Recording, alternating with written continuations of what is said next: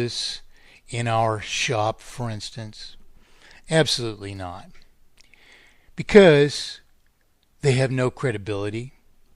You don't make such statements if you are a legitimate practitioner of a legitimate discipline. Instead, if there's a certain way you slice a tire to get more traction, the principles are part of the expression or instruction for applying a razor blade to your tires. So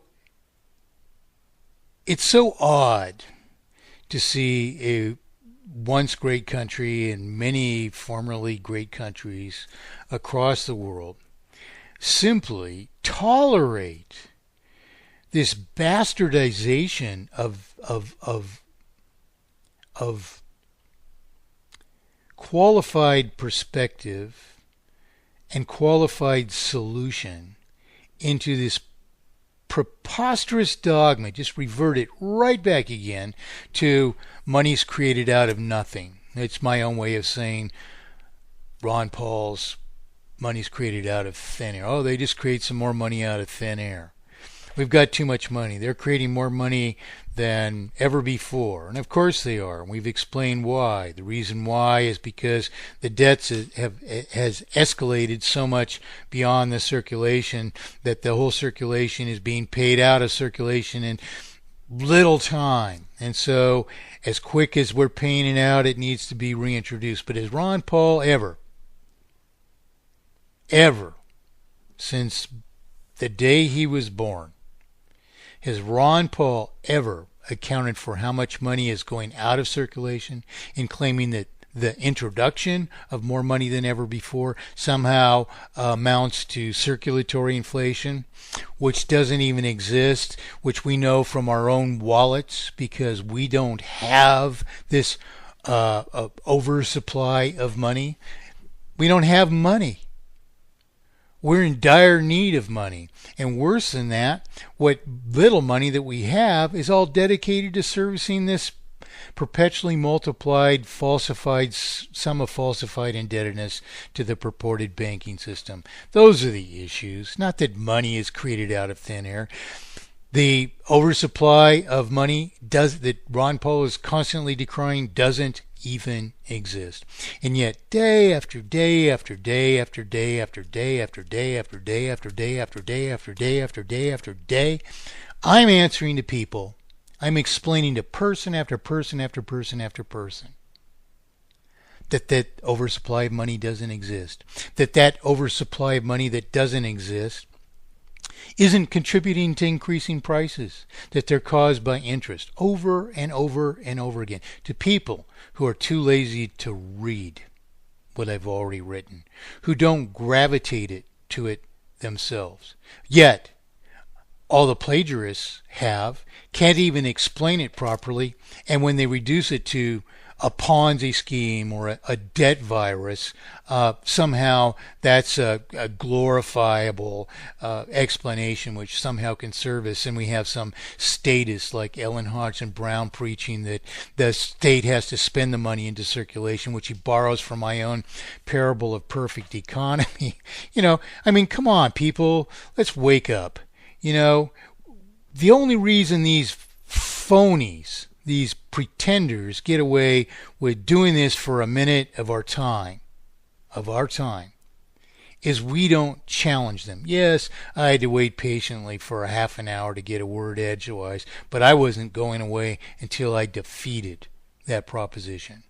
Now, because these were people that know me indirectly, at least, I'm not going to soundly squish it forever in an embarrassing way or something like that. But the thing is, we don't have time to waste. If we've got somebody amongst us who wants to go on forever saying money's created out of nothing, I'm sorry, they're public enemy number one at that moment. They're as bad as the Federal Reserve, and I'll tell you why. The reason is, none of us. Think about this.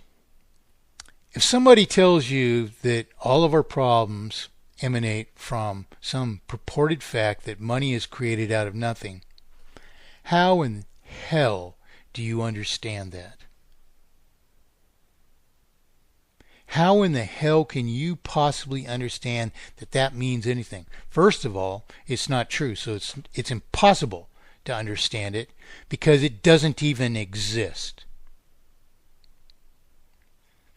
But if you went through the process of trying to understand it, how then can you not discover that this purported fact that money is created out of nothing doesn't even exist, and that it's an entirely deficient attempt to explain something, which is just a void? To use the word nothing is to say null and void against any knowledge.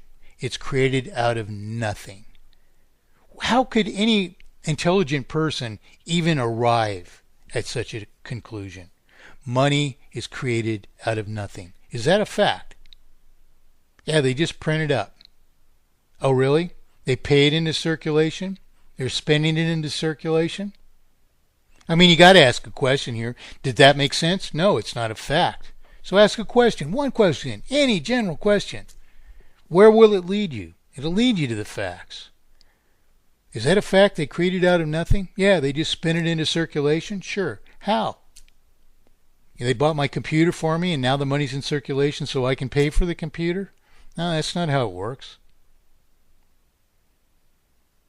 Someone assumed a promissory obligation, and the banking system merely printed a further representation of the promissory obligation, which we call money, and without giving up lawful consideration, they obfuscated that into a falsified debt to the banking system, making their first crime against us that they laundered all the principal ever created in this way, by this obfuscation, into their unwarranted possession, enriching themselves to the extent of all our production ever financed by this obfuscation, merely for laundering the principal into their unrightful possession.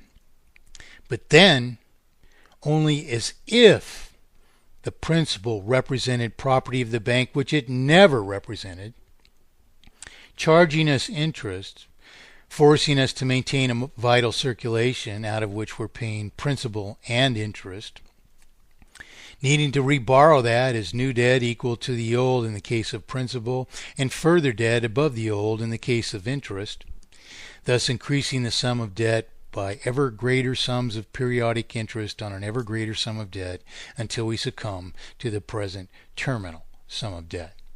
Now, is that so hard to master? And once you've ever heard that, how are you allowing anyone ever to simply say money is created out of nothing? And that explains our problems. And that suffices as knowledge. No, that purported knowledge, this pretension of knowledge, is inimical to all of us. Why? Because it defeats the whole purpose of knowledge. It defeats the whole purpose of solution. It injects, and especially if it intends to prevail over actual knowledge, which a refusal to debate obviously is, nothing but evasion from Ron Paul. And evasion from Ron Paul supporters, irreversible Ron Paul supporters.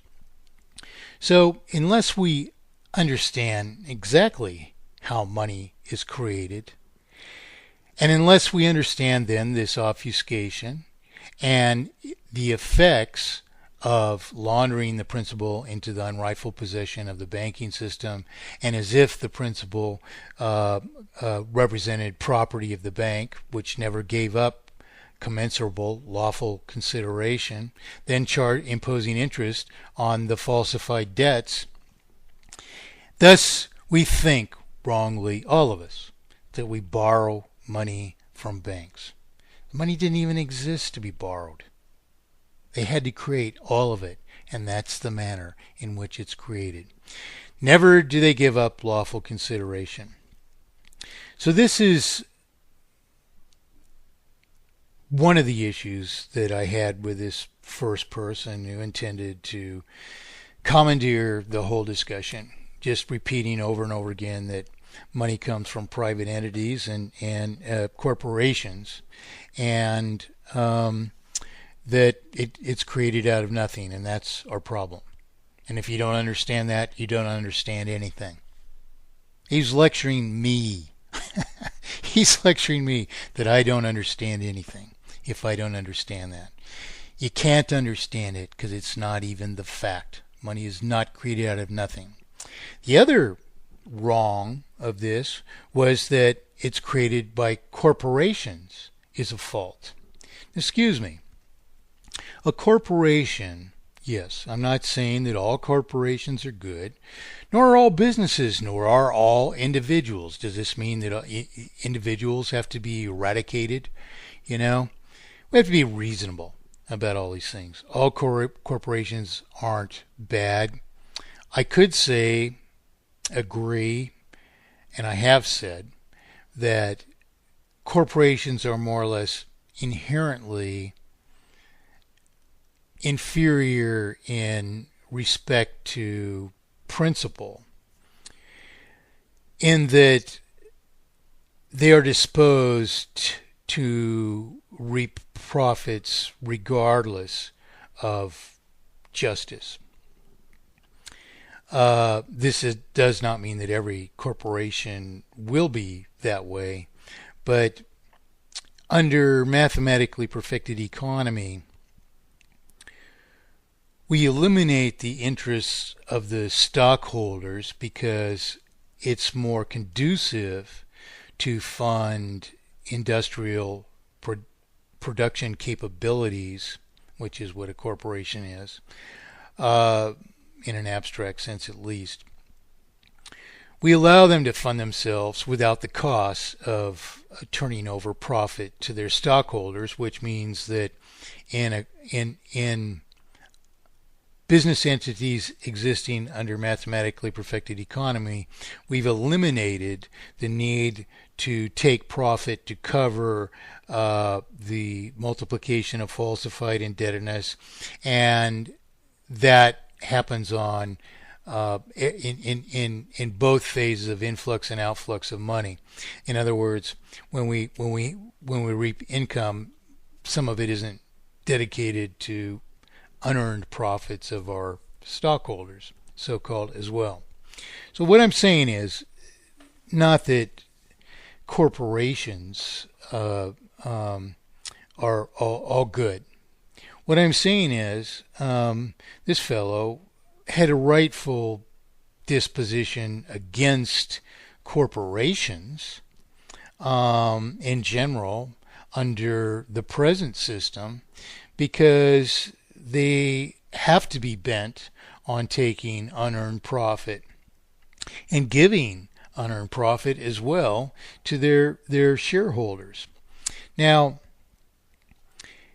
on the one hand, of course, that they have to take unearned profit to cover the escalation of falsified indebtedness, the cost that imposes on the corporation or business or individual. Likewise, though, in the case of corporations, they're paying unearned profits to stockholders, which would be eliminated in mathematically perfected economy as well, because the money would be acquired to develop the corporation in a different form, which wouldn't need to be giving up profits to shareholders, and then could compete much more effectively than a corporation can. So the other problem I had is that this fellow is saying that the money is created by private corporations is a huge part of the problem. Well, and that if I didn't understand that, I didn't understand anything. Well, this isn't true, because in truth, all money is created in truth by private entities, even under the present obfuscation of the currency. But it's also rightfully created by private entities. Even when the government funds an infrastructure, for instance, that's provided by government under mathematically perfected economy, in effect, what the government would be doing is collectively